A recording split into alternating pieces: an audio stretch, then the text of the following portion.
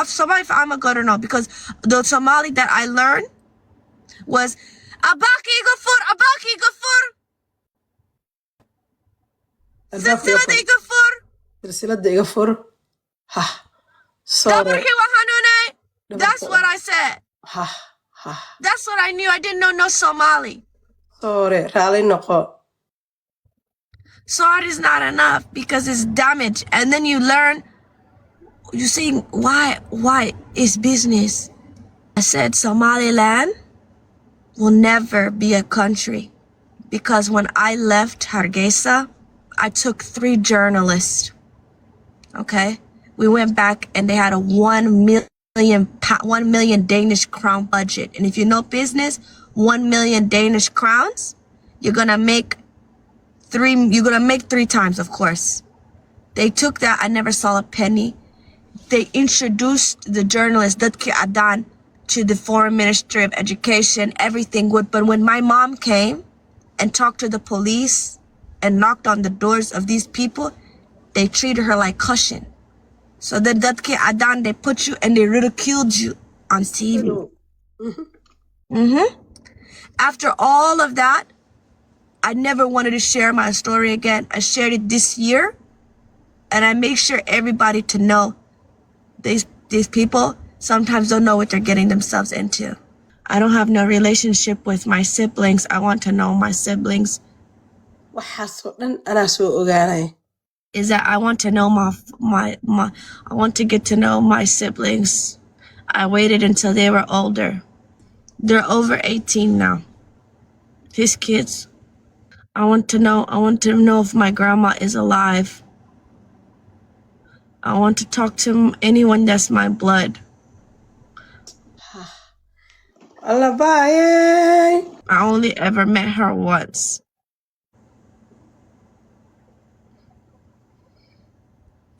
sorry auntie raali noqo bal ilmaha waaba dhaqan celisaa geysaane waya loo jarayaa maxay galabsatay gabadhan yar hadda aabiya dhaqan celis intuu geeyey waxay ahayd inuu dhaha aabbo wixii dhaceen way dhaceen kaale walaalaha baro walaal ma haysata wallaahi xalay markaan la hadlay way iska ooysay cuqubo waa saan do you think waxaa samaynayna waalidiinta Soomaaliyeed haddaanahne waxaan maskax ma aha waxaan caqli ma aha xaalka waxa laga bedela ilaahay caruurta looga baqo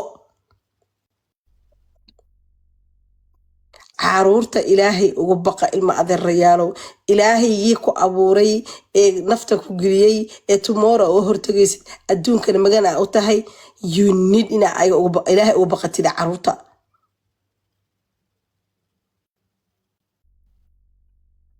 hadda gabadha wax kale marto xogtira walaalahay rabay aabahay ila qaraxsanta la ooynaysa nothing else I just want to know my family. yeah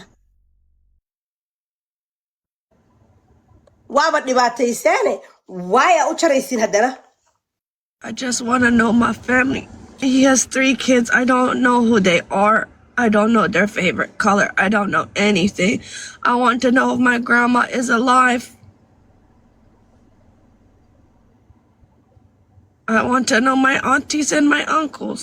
let me send a message to them okay hold gabadhan habaryasheed diyaasheeda rabaa iyo adeeradeed iyo maxaa lagu dhahaa ii sheeg iyo familigeeda dabcan waana daawanaysiin 2600 qof ka mid ah na daawanayo oo ku jira please waa idin baryaa anagarkiina idin hayst please ila soo xiriira numberkayga baraha bulshada u yaalaa isoo waco gabadhan waxay u baahan tahay wallaahi oo billaahi oo tale qof halkaa geliyo oo familigeeda hadday hesho wax walba will be fine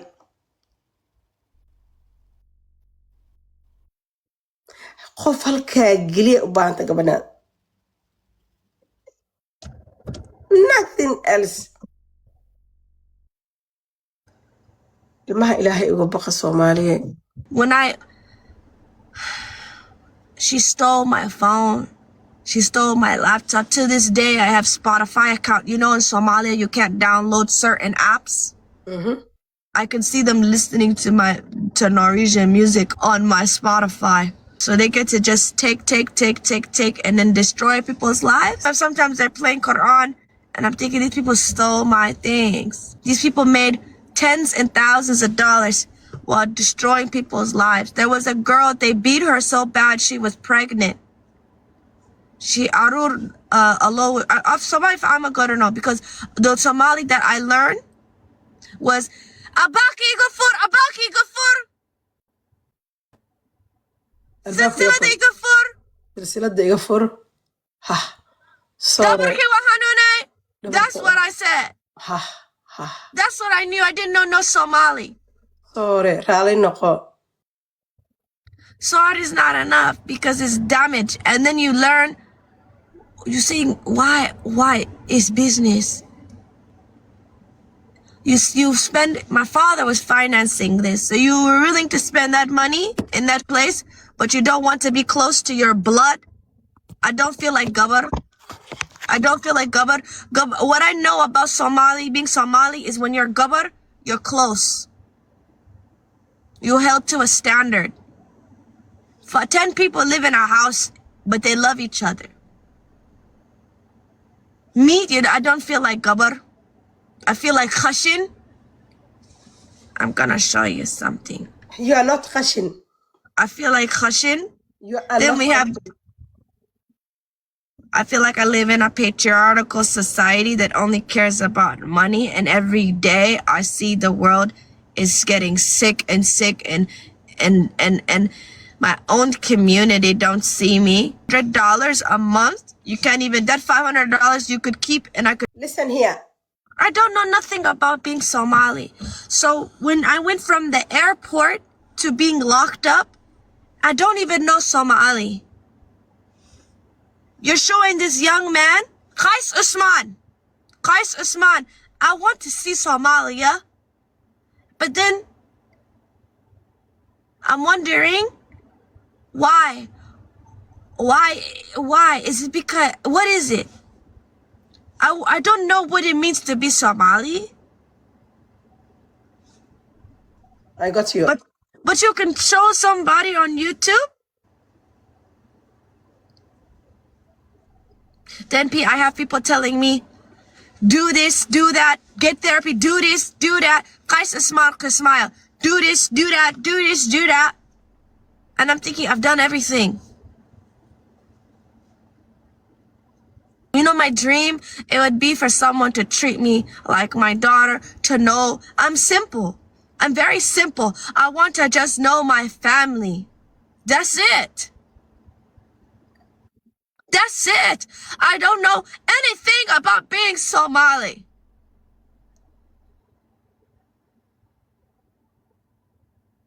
That's it. I want to know. I learned Ogaden, Mikahil. I want to know. I don't know nothing. My father's Ogaden, Mikahil. I think he has some Hawiya. I don't know. He lives in Kesmail. I don't know nothing about being Somali. What I know is you guys are Bok Badane, Hasanimat Badane. You're vultures. When you see even dead carcass like me, you're gonna eat me still. And if all I want is my father to honor me before it's too late. That's it. And thank you so much again. You know, sometimes it's hard to brush my hair. You know, before I came on here, I made sure to shower. Sometimes it's hard for me to carry myself because I'm thinking, what am I carrying for when no one sees me like a human? Never in my life have I been called the N-word and the black so many times in my life by other people. I've never received racism like this in the Muslim community until now. I know what I did was wrong, but I've been asking for help. I've been asking for every simple way to get help. My father is a monster. I have siblings. He has children. Sundus, Sarah, and Abdurrahman. Abdurrahman is the oldest. I've never had relationship with them. I met them when I was young, and I never seen them again. He chose to protect his new family over me. My brother is in the army. He had nothing, so he had to go to the army. My sister doesn't call me. My maternal family, they're waking up now. But let's not leave everything. That man is more than able to be my father. He's not a drunk. He's not nothing. He's smart. He's out here doing things. I have aunties and uncles in London. I have aunties and uncles. Just forget maternal. Let's remember paternal. I have engineer. I will not forget civil engineer in London. My father's brother. He has a sister in Birmingham. I know why I'm upset and what I'm doing. I deserve retribution. I don't deserve anything else. I'm not a monster. I just want help. That's it. I want someone to uplift me. That's it. All I'm asking, I asked even attorneys, family recognition. Drugs. Thank God I got all my teeth. I don't do drugs. Alhamdulillah. There was a girl named Najma. She was beaten in that place. She started doing drugs. Her brother put her on Facebook. Her hand is like this forever. Forever. She's the one I was saying was waterboarded. She's the one that was getting beaten. Now you want to go and post her and beg for money and take care of her? Where was you when she really needed you? What's going on in Minnesota is the jungle. You brought your racism, you brought your classism to Minnesota, and then you forget one day you could be in her shoes. No, he was not a good brother. He was an opportunist. I'm a truth sayer. Okay? Speak. That girl, she was beaten every single day. Okay? They tied her sinsilat behind the back like this, okay? She would scream and the girls did nothing. They didn't feed her. The girls would sneak in little snacks from their tiny suitcases. After that, she was rescued because I called the feds. Everybody got rescued, okay? They sent her to a facility in Kenya. She got trafficked again in California. The problem is people are leaving people high off of this. When you're in a situation like this and you just come out of trauma, you're supposed to hold them close. Where's her support team? No, instead she went to go find love, and love trafficked her in California. That's exactly why I don't do drugs. I watched her drown herself. You cannot, you know what? Even if my child did drugs, that's my child. That's my child. Even if my child is hurting, that's my child. She's not a creature. She's your sister. And I feel like if she had support in the beginning and she didn't go through that second stint when she came out, she would be in a better place. But instead, we forgot about her. And we watched her. Never in my life, I'm gonna be honest, I've never seen anybody drugged out that was Somali until 2020 something. Can we be honest? Javier, do you see druggy Somalis until this like you never see it? Okay, you're a grown woman, you know. I've never seen it. The community is falling apart because you don't see people out on the streets being like this. It's only now. Because, you know, Shaitan, they like to infiltrate your house. When the apple is rotten at the core, what can you do? You don't see Vietnamese people out on the streets, Javier, do you? No. You don't see Asian people. You will never see a Jewish person begging on the street. Now we have Somali girls begging on the street. You're right. When did that ever happen? When? You know what? I was talking to the journalist. I say one more thing and then I have to go. I said Somaliland will never be a country because when I left Hargeisa, I took 3 journalists. Okay? We went back and they had a 1 million Danish crown budget. And if you know business, 1 million Danish crowns, you're gonna make 3 times, of course. They took that, I never saw a penny. They introduced the journalist Dadki Adan to the foreign ministry of education, everything would. But when my mom came and talked to the police and knocked on the doors of these people, they treated her like cushion. So then Dadki Adan, they put you and they ridiculed you on TV. After all of that, I never wanted to share my story again. I shared it this year, and I make sure everybody to know these people sometimes don't know what they're getting themselves into. I'm at a point in my life where I need someone to carry me to. I have one question. Hooyada ma nooshahay? What's that mean? Where's your mom? Is your life? Your mom? She's fine. She's good. Do you have any contact with her? We're healing. I told you before that I took a long time to internalize, to heal and forgive her. And I forgive her because she's trying to be my parent. I know. MashaAllah. That I had to sit in my brain for years, and I had to say, I do forgive my hoyo, because at least my hoyo, she tried. MashaAllah, tabarakallah. I forgive her, wallahi, because she's the one that made me who I am today. She made me Qatar. My mom has a master's degree in business management and accounting. Her father was an engineer. My mom made me who I am today. She gave me that courage. She made mistakes, yes, but I forgive her. My father, I don't. Lawa Farid, MashaAllah, tabarakallah. I'm shocked.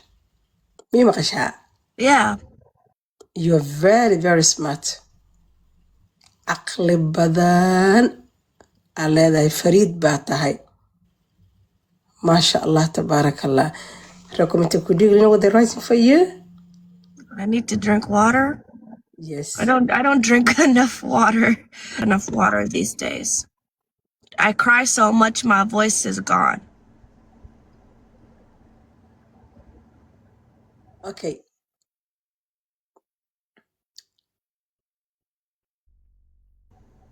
How do you feel? I'm feeling the same. I told you, I hope I get justice for what happened to me. I hope they hold my father accountable, because Diinta Islam, your father is your marham. He's supposed to take care of you. He's supposed to guide you. He's supposed to show you what's right. Or we arrest the lady in Hargeisa because she traumatized a whole generation of people. I just want that. Everyone needs to be held accountable. I'll be held accountable for my sins. And I don't have many. The worst thing I did was, everyone's talking about she tore up the Quran because I was tired. I didn't know what else to do. I didn't know who to believe. I called my Somali people. I've called 10 different organizations, particularly in Minnesota. I got nothing but cold shoulders. So then that's when I went. I'm in the South. Like, I don't want to talk about what I did. We have to go forward. Yes, and that's between me and my Lord. And that's why I'm always safe, because I only fear my Lord. Only him. Anigu hadalka igu laabtay Recommend to Dhiigle. I'm shocked. Gabadhan intaan dhib soo martay oo weliba nool qof intaan dhib la soo mari, do you think inuu noolaan lahaa? dad baa isdildila, dad baa wadnaha iska tira, dad baa daaqada iska tuur lahaa, dad baa kursi ku fadhin lahaa saacadan. war ilmaha aa silcinaysiin dhaafa, ilmaha aa baabi'inaysiin, you have to stop. In half is in half. Soomaali way daashay, maalin walba ilmo yar baa halkaan imaanaya, lasoo hoojiye, lasoo bi'iye, lasoo silciye. ilmaha intaa wadaan cilaajka geynaysiin oo silcinaysiin oo rafaadinaysiin oo waliba qofka bilaadanka mentally ill markuu dhaawaci soo adiga ka waran silsiladaha lagu soo xiro. How do you feel? islaamaha idaawana hold up, I want to speak with the moms. islaamihina idaawana, how do you feel silsilad marka lagu soo xiro, meel lagu xiro, lagu garaaca, lagu karbaasho, lagu rafaadiya?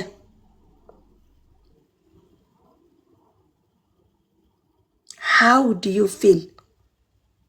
xanuun aad dareemaysiin ka daran bay ilmaha dareemayaan. teeda kale ilmaha marka la garaaca waxaa leeyahay allah hooyo, markay dhahaan hooyada baa lacagta bixisay, aabbaha baa lacagta bixiyey. do you think ilmaha markay ka soo baxaan meesha dhaqan celiska ah inay kuu naxariisanayaan, inay raxmad kuu hayaan? xitaa markay ka soo baxaan lama tacaalaysaan. cunuga markuu kuu sheego hooyo dhaqan celisa igu xirtay kanigu samaysay, waa caadi iska aamus waxaasayto. qof cunuga la sheekaysana mentally cunuga xitaa dhahay cunuga dhaawacaa soo gaari ma jirto. Soomaali ayaa inkiga dacwoodaa. marka su-aasha anigu isweydiina waxa waaye, yaan inkiga dacwoona dadkiina dadka dhibaataynaya oo dadka rafaadinaya oo dadka hoojinaya? maande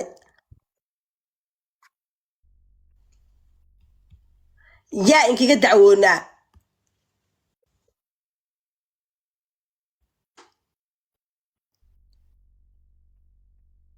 ilmihii waa cadaabteen, waa rafaadiseen, oo waa silciseen, oo meel loo ron ma laha. cadaab, rafaad, silac, hoog, ba. Well, how old are you, habar yar? I'm 29 now. waa 29. waa baaba'sateen ilmihii. kuwa 20 jira waa baabi'iseen. waxaan hayaa gabar yar da'deeda is between 16 to 24. 2006 kaa la guday, Soomaaliya la geey. ka sheekay idinka hadda la guday. waxa saa sameeyna waa waalidkeeda raali ka yihiin. habarta dhasho odaygeeda aamus alehnaya. ilmaha u naxariista. dadka Soomaaliyeed I know ma wada xumo. There's a beautiful fathers and mothers outside there. Intasari wa alaykum sasudu. There's amazing parents outside. Abnakas joogaan. Aabooyin hooyooyin wanaagsan oo dahaba jiro. And I'm very very proud. laakiin inta xun ummadda in laga qabto waaye. You want to speak more? You want to say something to them? No, I don't.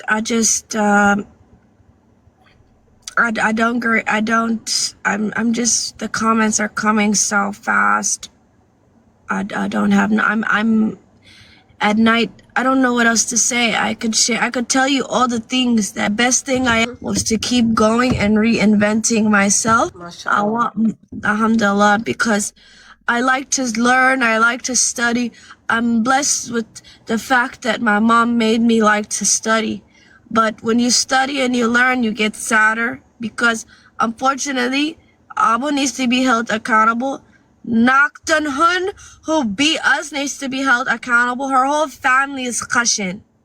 Her whole family is khashin. She's so evil. I don't know what to say. I'm just tired of getting the short end of the stick. I'm tired of always getting all the short end. I never tore up anything in 2020. I've never done that. I've only ever publicly showed my rage recently. So please just help me get some type of justice. I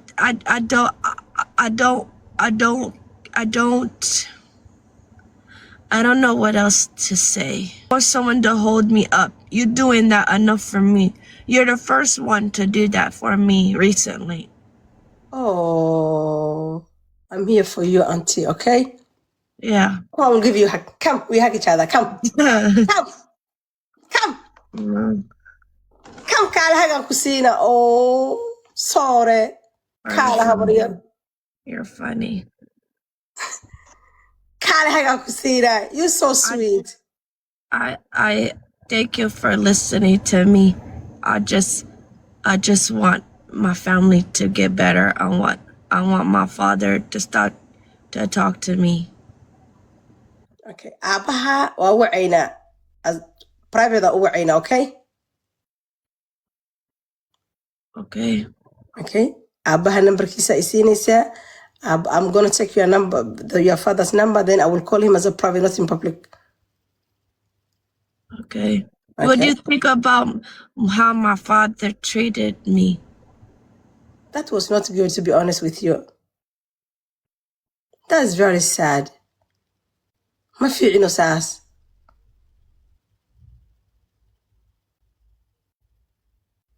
I've never told to my dad about what I've been through. He just doesn't talk to me. Inshallah, abaha wa wacaya, wa la hadlaya. Inshallah, bi'idhnillahi kareem. You're gonna say, I'm very sorry what I have done. Han. The Ilaj place, it was never under the Board of Education. It's Han. But they changed it to Generation 1. It's still operational. It used to be an orphanage. Abdul wa salama ina adeer. Ilaahay ugu baqa caruuraha. Waa cuqubo waxaan. Waa meeshii ugu dambaysay sagxad meel kale la taabto ma laha. We are the end. Waxaan taaganahay sagxadii. Thank you. Inta baabi'isaan oo silcisaan oo rafaadisaan oo hoojisaan oo gubtaan ayaa waxa leedihiin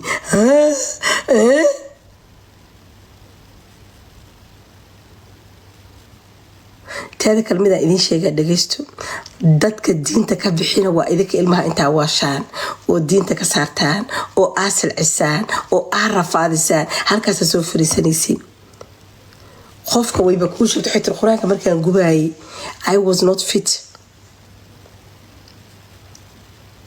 xitaa quraanka hadee gubta aniga islaamnimadaydu waxay sheegaysaa inaan u nasteexeeyo inaa caayama aha inaan bursada ma I don't know diinta haysata Soomaaliyeed diinta idinka haysata aniga goran maayo diinta Sheekh Abdulrahmaan Sheekh Muxuudiin Sheekh Cali soo bar ilaahu jannada gey wuu dhintay wuxuu ii dhihi jiray waligiis hal wayga talin jiray hana qof walba oo diinta ku xadgudba ha caynin ha aflagaadeynin soo dhaweyso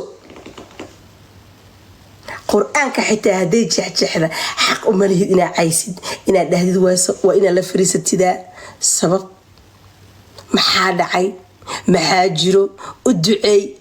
That's my religion kayga waxay sheegaysaa in islaamnimadayda aniga aan haysata idinka haystaa aniga garan maayo Soomaaliyeed dadka waa la kala islaamnimada anigu iyo diinta saxda anigu aan haysto waa sax diintayda waa ka mamnuuc qof inaa caayo qof inaa aflagaadeeyo qof inaa dhibaateeyo qof inaa dulmiyo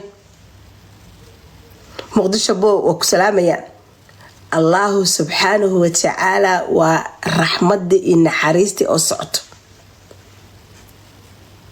إلهي وحوده اسكن حريستي أنا وإذن حريسنا قفا وحر سمينا ولا برسنا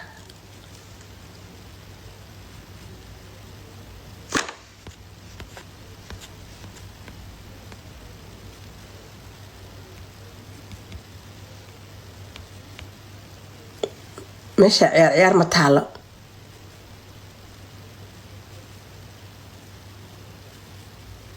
عيار متعلق وسكم في religion أرض الدين تسوى برتا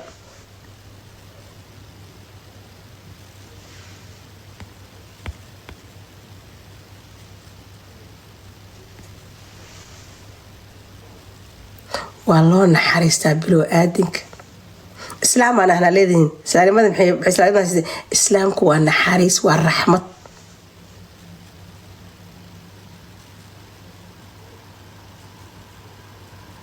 I don't know if you remember me dadka ila socon jiray gabar waxaa jirta Facebook askala xirin qaaliya la ina idaawanaysa laga yaaba shirina daab in religion markay iimaanaysa waxay tiraahday hal ana diinta ka baxay ani kama waalanin way soo dhaweystay sadaqada kan soo saara way soo baxsan jirtay sadaqadeeda step by step oo u sheekeyn jiray ina idaawanaysa isu deganta qaaliya laha diin maysan haysan waa soo dhaweystay waaga shaqadan waxay diinaba nool Allah u naxariistay waa soo dhaweystay lacagtay bixin jirtay ka soo saaray way soo wici jirtay way u sheekeyn jiray ma in yar waxa dhihi jiray walaalay macaanaysaan ma aha saan waayo dadku waa xun yihiin diinta ma xumo waa soo laabatay wallahi billahi oo tala maalda xita shahaadka raba ina qabsado hana qof ii wac shahaadka u qabtay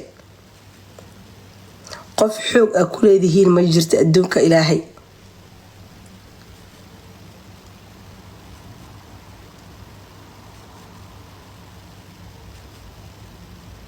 qofka waa inaa u jilba jabsan kartid halka intaa fariisatid ha caytamina orodoo waxaa samaysaa qofka markuu khaldama biloo-aadanka dhanaa khaldamee qofka biloo-aadanka markuu khaldama u jilba jabsoo qalbiyey xabiibiyey maxaa khaldamay dheh caafimaadkaada ka war maxaa ku soo mari dheh waa iska caytamaysiin waa iska bursanaysiin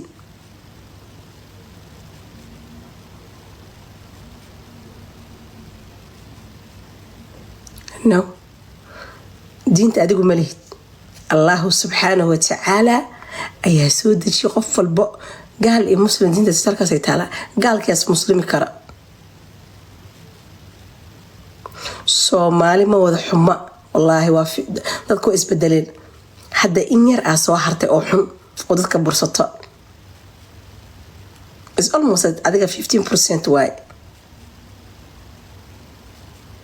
soomaali hadda waxaa u malaysaa islaamnimada in la fahmay qiimaha diinta in la fahmay dhibaatooyinka dadka dhibaatooyinka soo maray qof mentally caadi ah qur'aan iyo kitaab iyo diin macaynay waxbaa ka khaldan u fiirsada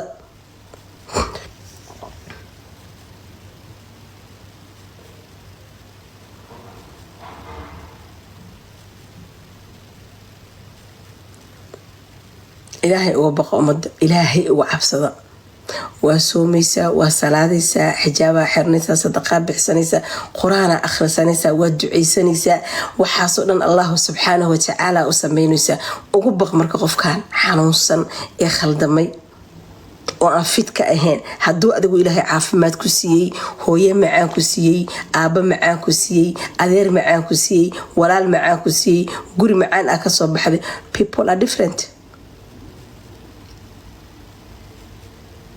saaka naag baa isoo wacday Sweden ay joogtaa you know how old she is 9 jir waaye kaligeed guri deganta si fiican ii dhageysto hal wiil leeyahay wiilka he's a Christian diin ma haysto waxay tiri ma hadli karo naag cadaan oo qaba ma hadli karo tiraahday dadka kuma dhigi karo wiilkayga waa gaal 9 sano jira meel aadam ma aqaano halkaasaan fadhiyaa ilmihiisa ii imaado halkaas wiilkiin waa iga kar waxay tiri ma hadli karo hadaa hadlo waxay tiraahday in lay dhibaato walaal maaji soo dhow in lay dhibaato ka baqdo waa 9 jir igu soo duceeyay tiri ummadda Soomaalida ku daawanay wax kale ma aysan idhiin marka waxaan rabaa you have to be smart waxaan rabaa maamada inaan si gooni u xiriiro wiilka la xiriiro wiilka la sheekaysto was going dhaho because anigu ma rabo hooyadaas oo 9 jirka ah taydi oo wada simanahay yani iyadoo waayeel ah soo koray qabtaa dhig kare qabtaa iyadoo waayeel ah oo wax wiilkeeda ka qaban karin oo gaal ah inay teed u timaado aniga aan diidanahay marka waxay tiraahday waxa kula wiilkaaga numberkiisa way soo dirtay waa arkay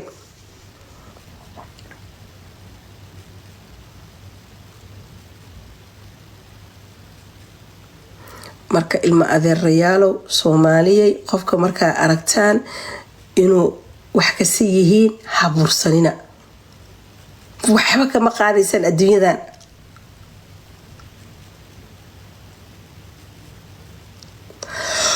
waxba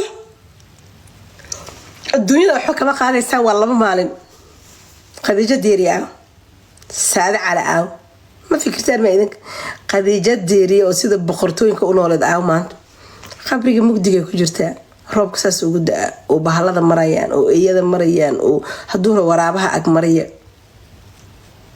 kaasa ku wada sugaa iftiinkan iyo dhalaalkan iyo nalkan ugu shidan iyo TikTok iyo telefoonka is nothing